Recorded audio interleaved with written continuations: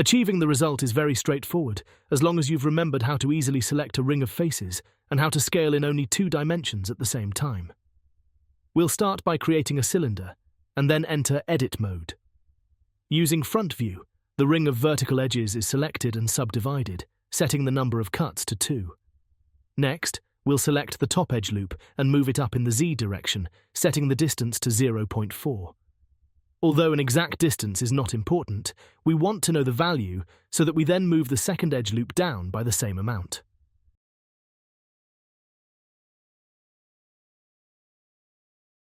With the middle face loop selected, we'll scale in the X and Y directions only to create the desired shape. Remember to assign a useful name to the model.